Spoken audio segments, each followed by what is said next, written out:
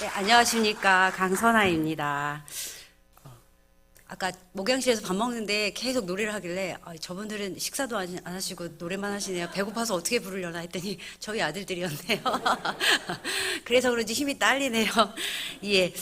저는 선교 보고가 아니라 그냥 간증을 하라고 그렇게 들었었어요. 근데 이제 오기 전에 우리 이제 마지막 금요일 날 빨리 이제 업무를 마치고 오다가 간증을 하는데 간증을 할 게 없는데 할 말이 없는데 했더니 할 말이 없냐서 나는 한 게 없고 30년 동안 그냥 버틴 거밖에 없는데 뭘 얘기하는 거지? 그렇게 얘기를 했었습니다. 지난 주일날 예배가 끝나자마자 저는 미용실에 갔어요. 그 머리를 아침 제가 7시까지 학교에서 그 경건의 시간이 있고 거의 8시까지 있기 때문에 사실 평일에 어디를 갈 수 있거나 할 수 있는 일이 없습니다. 그래서 미루다가 미용실을 갔습니다. 그리고 파마도 해준다길래 파마도 했습니다. 몇 년 만에 너무 기분이 좋았어요. 문제는 다음 날부터였었죠. 밑에부터 꼬불꼬불 거리는 거예요. 분명히 내가 머리를 폈는데. 근데 며칠이 이제 하루가 지났는데 계속 머리가 푸석푸석한 게 빗자루 같이 되는 거예요. 이건 아닌데. 다음 날이 되니까 위에도 꼬불꼬불 하는 거예요. 그래서 이제 검색을 했습니다. 아, 망했다. 생각이 들었어요.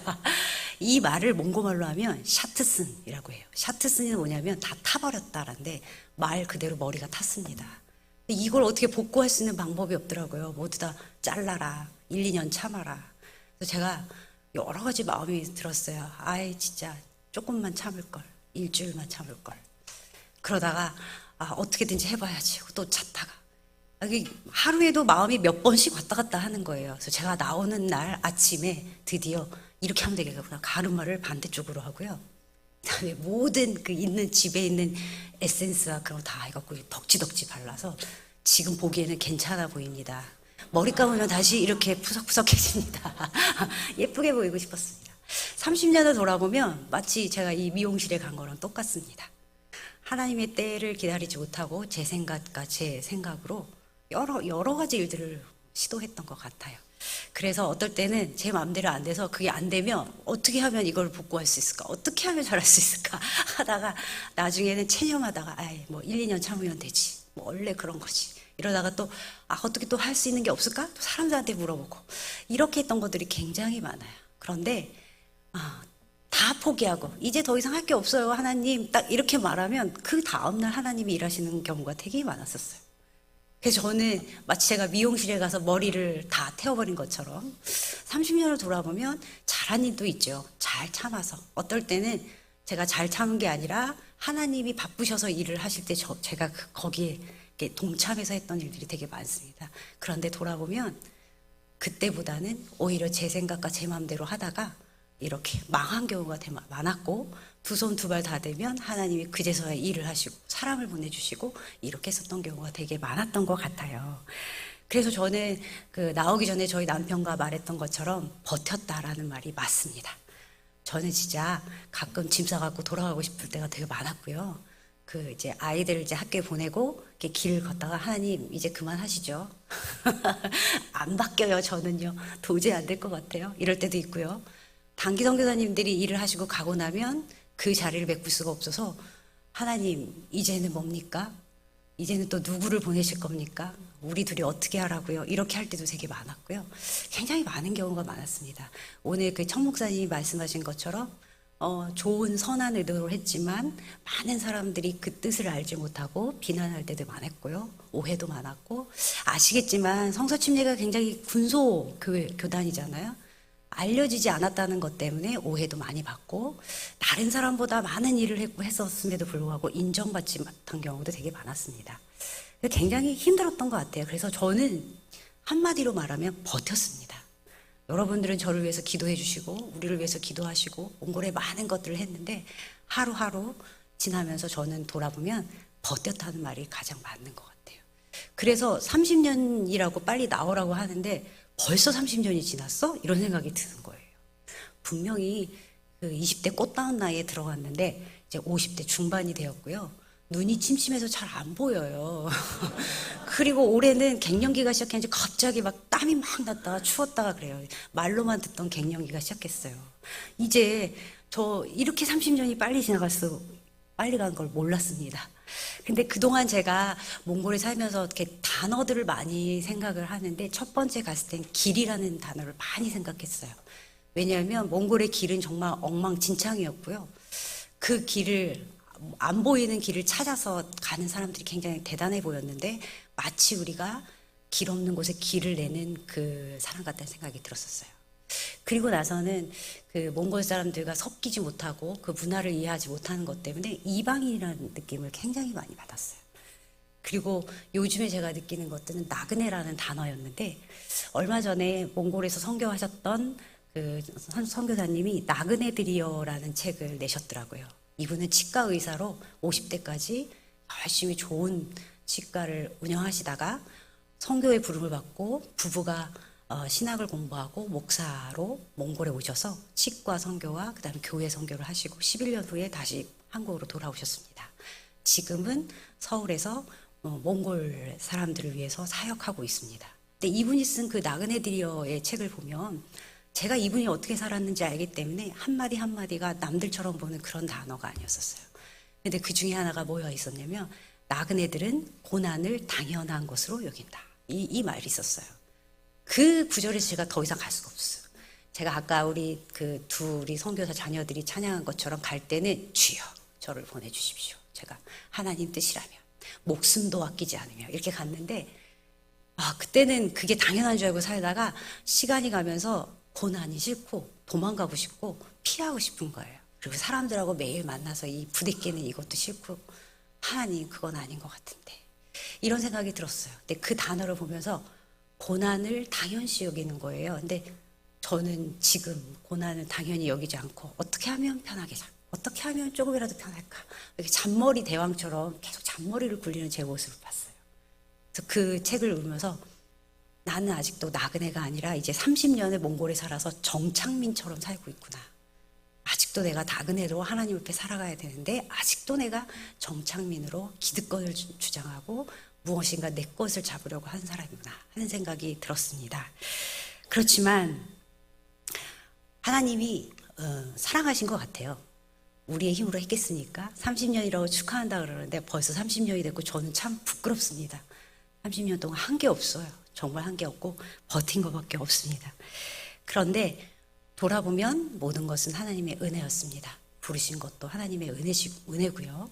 또 순종하여서 간 것도 하나님의 은혜고 보내주신 것도 하나님의 은혜고 여러분들 같은 좋은 교회와 성도들을 만나게 하신 것도 은혜고요. 몽골에서 만났던 많은 사람들, 우리에게 힘을 주거나 우리의 힘을 다 뺏어갔던 모든 사람들이 결국은 우리를 위해서 우리를 선교하시기 위한 하나님의 계획 가운데 있었다고 저는 생각합니다. 저는 대학교 때 선교단체에서 일을 같이 있었는데 너무너무 성령 충만을 받아서 어떻게 주체를 할 수가 없었어요. 그 훈련을 받으면서 밤에도 잠을 잘 수가 없고 어떻게 할 수가 없었고 남들 다 자는데 친구 한 명하고 아무도 없는 골방을 찾아서 막 옥상으로 골방을 찾아서 계속 기도를 했어요. 기도를 해도 이게 넘치지 그걸 감당할 수 없을 만큼 성령이 충만했었는데 그때 골방에 들어가서 둘이 같이 기도를 하다가 그 자매가 저한테 이렇게 얘기해서 하나님이 너에게 이 말씀을 주시는 것 같다 하면서 했던 말씀이 있습니다. 주님의 능하신 손 아래서 하나님의 때를 기다리면서 겸손하게 살아라. 하나님의 능하신 손 아래서 겸손하라. 때가 되면 너를 높이시리라. 30년도 넘었어요. 근데 그 말씀이 순간순간마다 지금도 생각이 나요. 그리고 저는 지금도 생각합니다. 어떨 때 일이 안 될 때 이 말씀을 하나님의 능하신 손 아래서 내가 아직도 겸손해야 되는 때구나. 아직도 때가 안 되었구나. 이렇게 생각하면서 지났는데 최근 몇 년 동안 하나님께서 계속해서 이렇게 높여주시는 것을 보게 되었습니다. 어떤 장도 맡게 되고 저의 능력과 상관없이 너무 큰 일들을 맡겨서 과연 이 일을 할 수 있을까 했는데 하나님이 맡겨주시고 사람도 붙여주셔서 그 일들을 하게 되는 것을 보게 돼요. 지금도 저는 이 말씀이 막 떨려요. 주님의 능하신 손 아래서 겸손하라. 아직도 겸손하지 못한 저의 이 교만한 마음을 항상 보시면서 겸손하라 이렇게 말씀하시거든요. 그래서 저는 이 말씀이 너무 감사드리고 하나님이 지금까지 한 것도 다른 말은 하나도 없고 하나님 저는 버텼습니다. 그리고 하나님이 제게 은혜를 주셨습니다. 이렇게 생각합니다.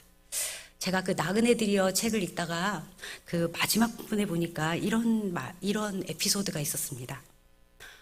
1962년 오스트리아의 마리안느 선교 수녀님과 마가렛 수녀님이 20대의 나이에 소록도에서 간호사를 구한다는 그 광고를 보고 두 분이 소록도에 들어가셨다고 합니다.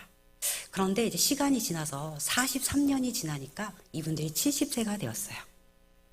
근데 어느 날 생각해 보니까 본인들이 이제는 나 환자들에게 도움이 되는 게 아니라 짐처럼 여겨졌다고 해요. 그래서 이분들은 어느 날 아무에게도 알리지 않고 처음에 가지고 왔던 그 낡은 가방에 옷 몇 가지를 넣고 편지를 남기고 떠나갑니다. 근데 그 편지는 이렇게 써 있었어요. 사랑하는 친구 은인들에게 나이가 들어 제대로 일을 할 수 없고 오히려 여러분에게 부담만 주는 존재가 되었습니다. 이제는 떠날 때라 생각합니다. 부족함으로 마음 아프게 해드렸던 일에 이 편지로 용서를 빕니다. 이렇게 간단한 편지를 쓰고 떠났다고 해요. 저는 나그네는 언제든지 하나님이 부르시면 어디든지 짐 싸서 떠날 준비가 되어 있는 사람이 나그네인데 저는 오히려 몽골에서 마치 안 떠날 것처럼 그렇게 살고 있었던 것 같아요. 오늘 아침에 저희 남편이 그렇게 얘기했잖아요. 30년을 약속하고 갔는, 앞으로 30년을 더 하겠다고. 30년 전에 분명히 저랑 약속할 때는 30년만 하고 나옵시다 이렇게 얘기했거든요. 그날이 이제 3개월도 안 남았는데 다시 30년을 하겠다는 거예요. 참 나쁜 건 아닙니다만 저는 이 수녀님들의 이 편지를 보면서 제가 몽골에서 몽골 사람들에게 짐이 되지 않는다면, 하나님이 다시 다른 곳으로 가라고 말씀하시지 않는다면 그곳에 있는 것이 순종이고 겸손이라고 생각합니다. 하지만 그분들에게 짐이 되고, 나는 있고 싶지만 그분들에게 짐이 되고 우리가 떠나야 거기가 훨씬 더 잘 되게 된다면 그 어느 때라도 예 하고 또 다시 다른 곳으로 갈 수 있는 이제는 준비가 된 것 같아요. 저는 뭐 지금 몽골 30년 하겠다 떠나겠다는 얘기가 아니라 하나님 앞에서 우리는 항상 나그네로 부르시면 어느 곳이든지 가고 떠나라면 언제든지 떠나야 되는 거라고 생각합니다. 부르셨기 때문에 있고요. 아직 떠나라는 말씀이 없어서 그 자리에 계속 있습니다. 아마 앞으로도 저는 제가 이것을 했습니다가 아니라 하나님 오늘 하루도 버티게 해주십시오. 그런데 예전에는 너무 힘들어서 도망가고 싶지만 어쩔 수 없이 버텼다면 이제는 하나님 이 자리를 내가 즐기고 함께 나누면서 살고 싶습니다. 그런 고백을 하고 싶어요. 30년 동안 뭐라 그러죠? 한 마음으로 저희도 선교사를 보내봤지만 몽골에서 1년, 2년 하는 것도 굉장히 힘들더라고요. 30년을 한 마음으로 하시는 것은 정말 정말 축하받아 마땅합니다. 저희가 아니라 여러분들이 이 영광을 받으시고 또 축복을 받는 것이 마땅하다고 생각합니다. 섬겨주셔서 정말 감사합니다.